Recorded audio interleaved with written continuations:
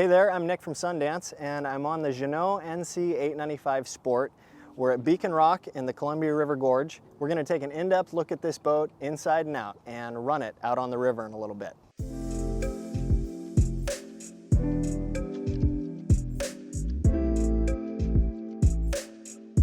So one of the biggest differences between the 895 Weekender, as they call it, and the 895 Sport that we're on is the bow. So there's this really amazing dinette in the bow on the Sport, which I'm going to show you right now. And it also converts to a sun pad. There's seating for quite a few people up here. It's comfortable, and it even has this pass-through in the rail. If you pull straight into a dock, you can get on and off the boat this way. The windlass and anchor are offset to the starboard side a little bit. This work a little better. And then through this hatch here, we have access to the chain locker, as well as a wired control for the windlass. So this will control the windlass. There's also windlass control at the helm station. So one sec, I'm gonna go grab the cushions to convert this to the sun pad and show you how that works.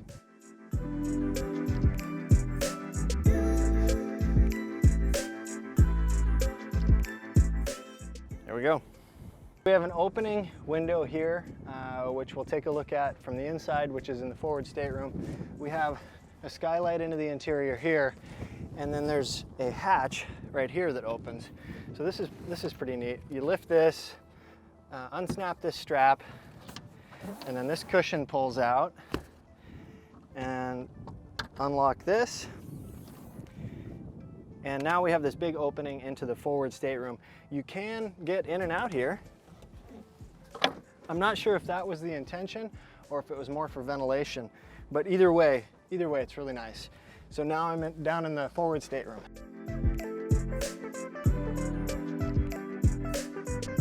So another one of the big differences between the NC 895 and the NC 895 Sport is this side deck on the starboard side. So the cabin is offset to port a little bit to make room for this deep, wide, really secure side deck for accessing the bow. So we have really good access to the bow, and we also have really good access to the pilot house door, the side door into the cabin, which we'll talk about some more when we're at the helm. So the NC 895 Sport, having the forward-facing windshield, makes the cabin top a little bit longer. So it has a nice long cabin top. It also has this factory roof rack option, which we've put some accessories onto. The bike holder and the Yakima basket and the kayak holder, those are Yakima accessories, but they clamp right onto this factory roof rack. So these crossbars are factory, and this is factory. And then in fact, those LED light bars come from the factory too. That's another neat option that they've added to this boat. So this kind of expands your possibilities for the kind of recreating you can do from the boat. Of course, we have a kayak and a mountain bike and a basket with a dry bag up here. You've got a lot of options for what you could put up here. You could put a dinghy, you can put paddle boards, you could put a family of bikes up here. Just a lot of options. Further aft a little bit, we have the factory radar mast and radar. So this boat's equipped with Garmin navigation electronics and Garmin radar. This boat also has a spotlight, and here's the antenna for the VHF. And then also back here we have 7 fishing rod holders back there on the top of the cabin top.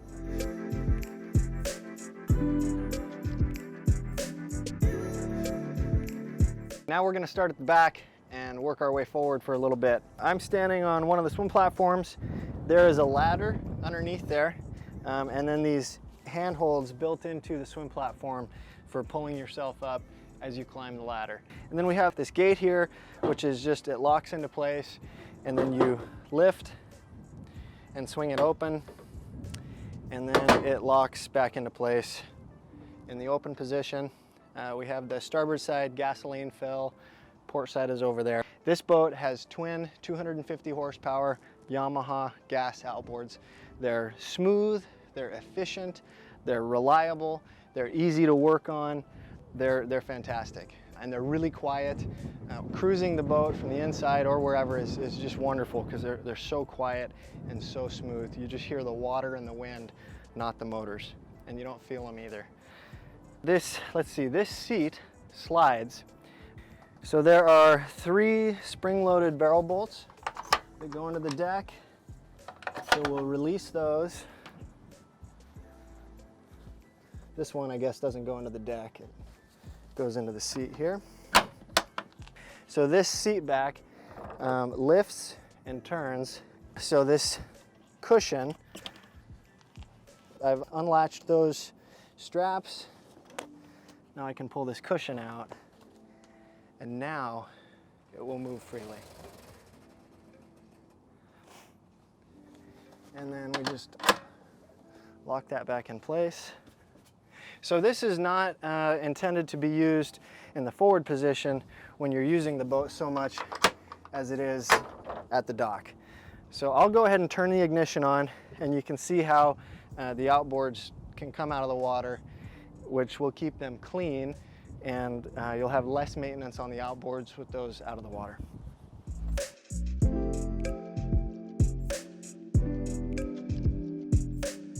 Okay, so unlock that. I'm going to unlock the other one, and then this slides back. Lock that, and lock that, and that. Now it's locked back in place. And I guess the final step being putting this seat back. And this is intended to be a pass-through, so if you're boarding from the port side onto that port side swim platform back there, you can walk through this opening here with the seat back moved to the side. Where this cushion was over here, there is like a bait locker, fish box, live well. You could put crab in there or bait. All right, there's one seat.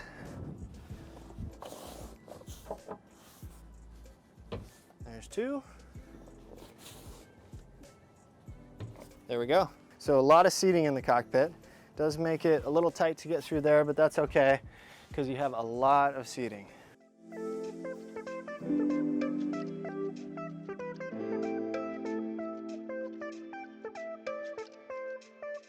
Okay, so I've removed the cockpit table, and you can see how wide and open and big this cockpit is. These fold-out benches give you a lot of flexibility in how you want to use the cockpit. Okay, so now we're going to take a look at the storage and everything that's under the cockpit. So having outboards gets the motors out there. Instead of taking up space under the deck, it opens up all this room for storage, which we're going to take a look at. So we have some lines and fenders down here now. I'll pull these out so we can take a look at the size of this space. But it is a great place for lines and fenders. Nice big open area to just kind of toss them down into. Although there are some through holes and some seacocks down here, so you want to be careful not to accidentally close one of these seacocks when you're throwing fenders down in there. We have fuel tanks, port and starboard, and access to the fuel tanks through these plastic screw type access plates.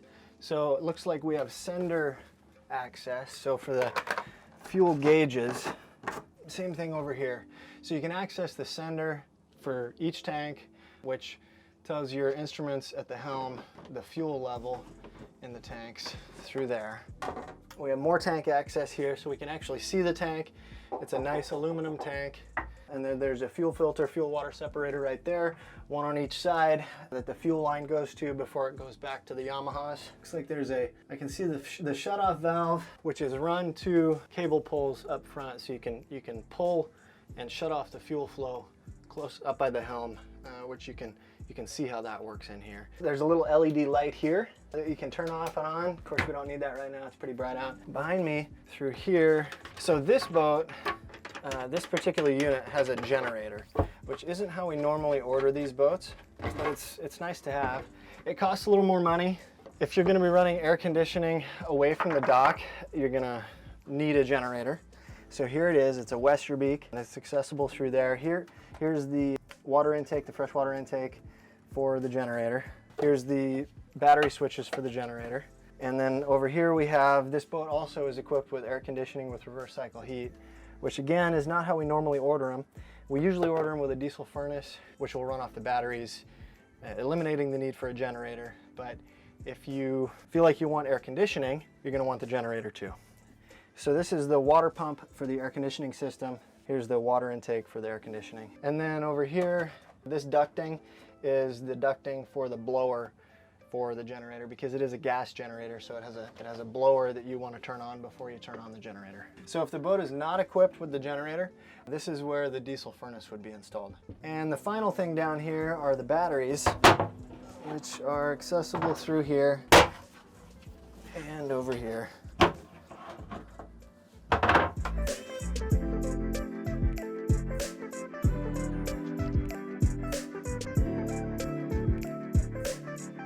Now we're going to go through the interior of the boat. We have a dinette here to port, we have the helm station to starboard, and we have a huge side door. Look how wide this door is. This is awesome. It locks, so I've unlocked it. Locks here, so if you're in rough water, it won't move around on you. But it's just an absolutely huge door. Very easy to get in and out onto the side deck for access to lines and fenders, or get up to the bow, get back to the cockpit, and then we have the helm station. But before we go into the helm, let's talk about the dinette. So the dinette, of course, converts to a berth. This seat will flip directions. To do that, there's a support under the tabletop. I'm going to slide that in and then lower that leaf on the tabletop. And then this switches directions like this. So you have a really nice seat over here on the port side, access to this window for ventilation, 2 cup holders up here. So this is different than the other 895, the 895 Weekender. The stove and sink are up here on the port side in front of the dinette, instead of on the starboard side and aft, back by the entry door. And they did that because the wide side deck on the starboard side of this boat does eat up a little bit of interior space compared to the other 895. That's a trade-off, personal preference, depends on how you're going to use the boat. A lot of people would take the larger side deck with a little bit less interior space, and a lot of people would take the extra interior space of the 895 Weekender. So that's something to consider. Okay, to convert the dinette to the berth, it's pretty simple. We just pop the tabletop off, pull the leg out, and we have this bar to support it. Goes in there, and then we just lift this up so the bar can get in here. You can see in the bottom of the table where that bar is intended to go. Sets right in there real nice. So there it is. So it'd be a nice spot to lounge while cruising with a comforter and some pillows, or let's see how I fit. Nice. Yeah, that'll work. And the 895 Weekender versus the Sport, which this is the Sport. On the Weekender, you have the galley over here.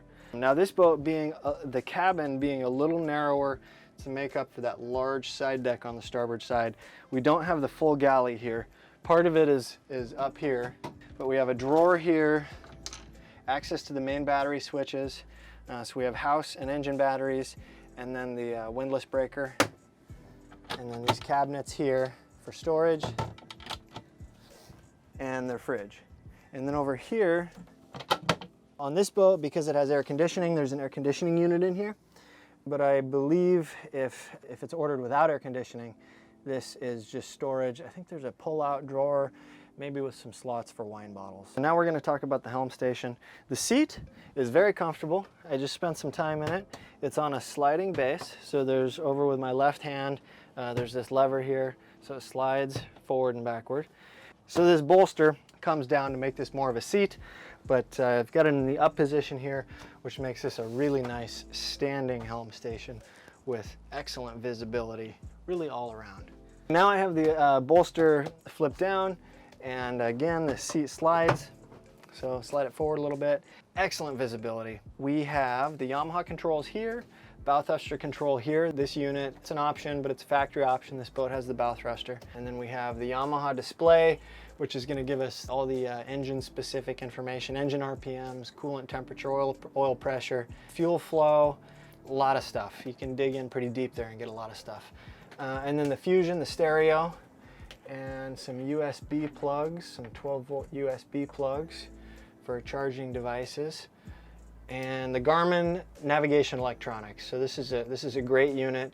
This boat has the radar installed on it, so you'll have your radar here, chart plotter, depth sounder, which we've got going, and then some of the DC switches, the 12-volt DC switches.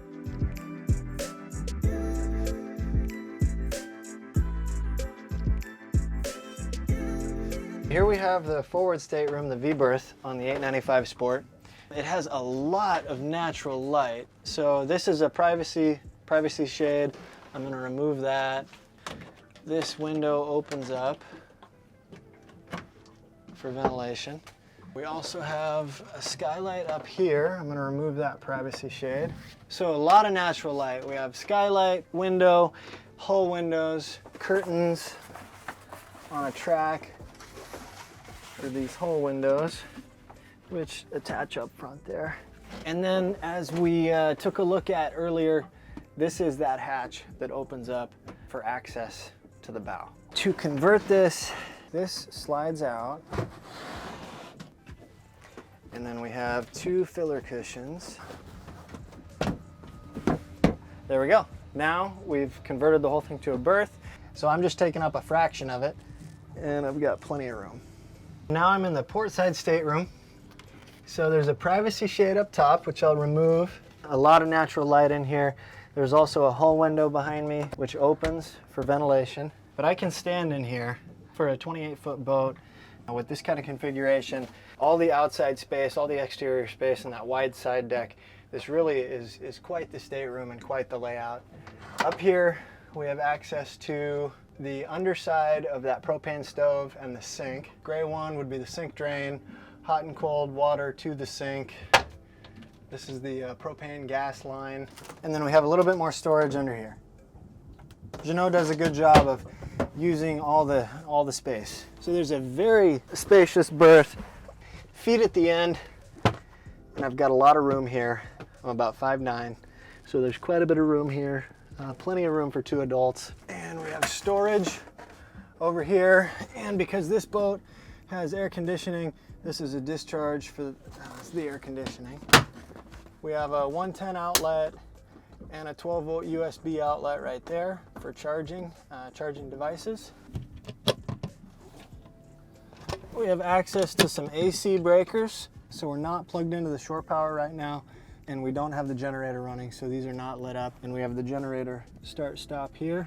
Okay, at the far end of the berth, about midship, here we have access to the water heater right here and battery charger. So those aren't things that you'll need to access very often, but if you need to, it's pretty easy to get into them. Okay, now I'm in the head. Pretty spacious. Full stand-up headroom. It has this seat that covers the head. It is a wet head, meaning you shower in here like this, so the sink faucet comes out and becomes the shower head. And then we have this privacy shade on the window. Window opens for ventilation. Little storage shelf up here. And then we have a cabinet down here. All right, so behind this panel, we have access to the backside of the Helm. We have some 12-volt fuses here. Easy to get to, easy to service and replace. Backside of the Helm pump, backside of the Garmin navigation display. Fusion stereo unit here. This is the Yamaha display. So everything is very easy to access and pretty clean. This would be the navigation, the Garmin network there.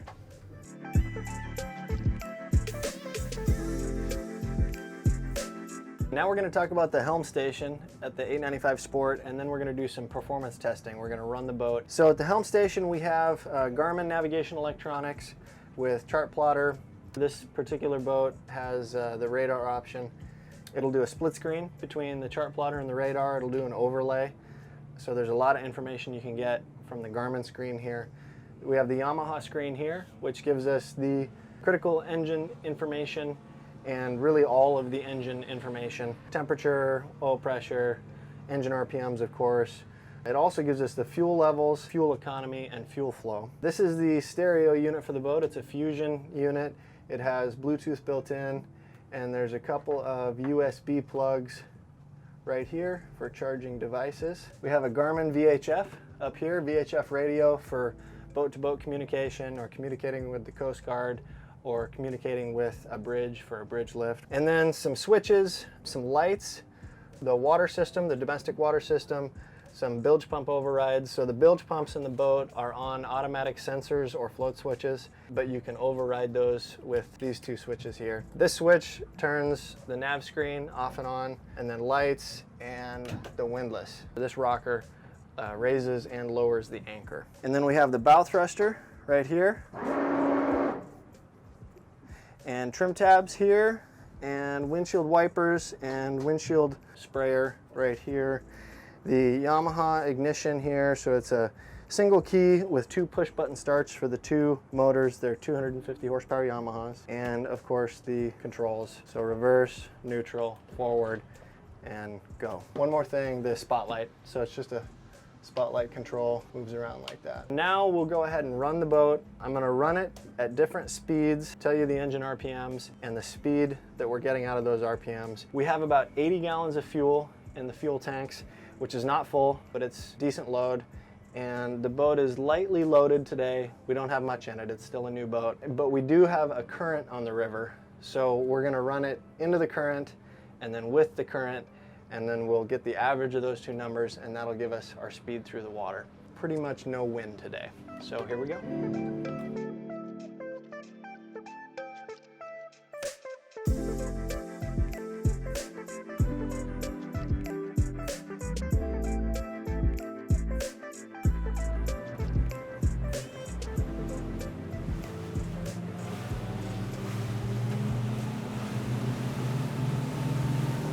We're on plane.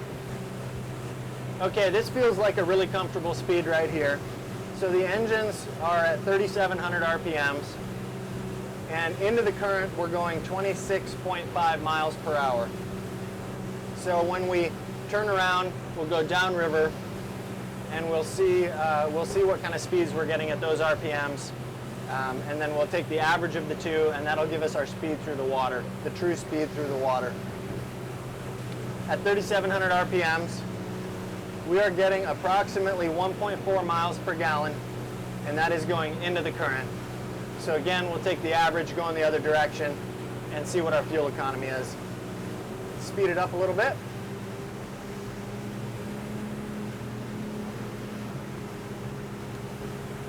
Okay, 4,000 RPMs, and we're going 29 miles per hour and getting 1.2 miles per gallon. And it's still a very, very comfortable cruise speed. Okay, 4,500 RPMs. And we're going about 32.6 miles per hour, and still getting 1.2 miles per gallon. Okay, 5,000 RPMs, and we're going 36.5 miles per hour, and getting about 0.9 miles per gallon into the current. We're at 5,500 RPMs, and we're going 41 miles per hour, and getting 0.9 miles per gallon. Okay, wide open throttle is about 6,000 RPMs, that's what we're doing now. And we're going 44.5 miles per hour and getting 0.7 miles per gallon. And it still handles great. We just went through some waves, soaked up the bumps real nicely. Very, very nice performing boat. Okay, we're back at 3,700 RPMs, and this time we're going downstream. We are going 29 miles per hour and getting about 1.4 miles per gallon.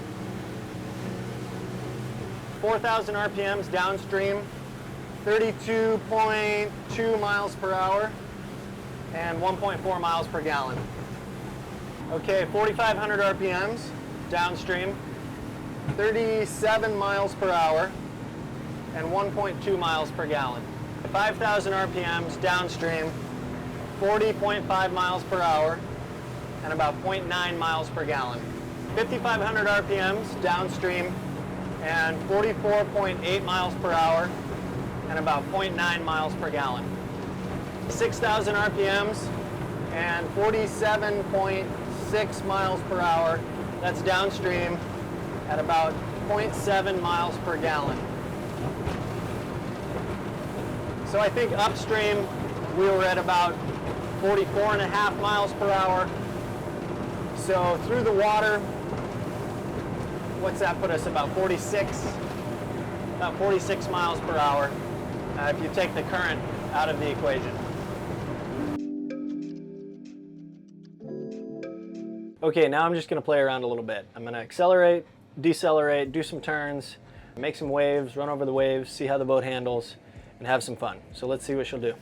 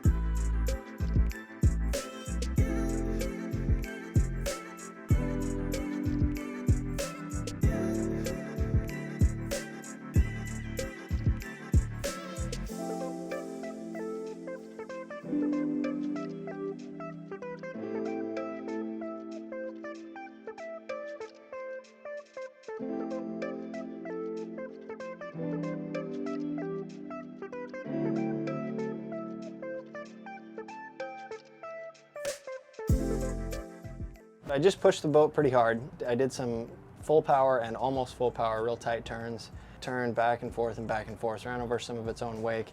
And the boat handled really, really well. I mean, very, very well. In fact, so well that the stabilizer that supports the camera couldn't quite keep up with some of the G-forces. So you might see some footage that's a little bit of an angle. But the boat handled awesome. Very impressed. It's fast, and it just runs like it's on rails. The cockpit controls can be really useful when you're fishing or when you're docking the boat. There's very good visibility down the starboard side, very good visibility of the dock as you approach the dock. It's a nice option to have. And to switch to these set of controls, I've put the other helm station in neutral. This station, the controls have to be in neutral.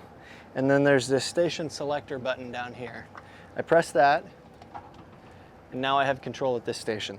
The steering wheel will always work back here, but only one set of the Yamaha controls can be active at a time.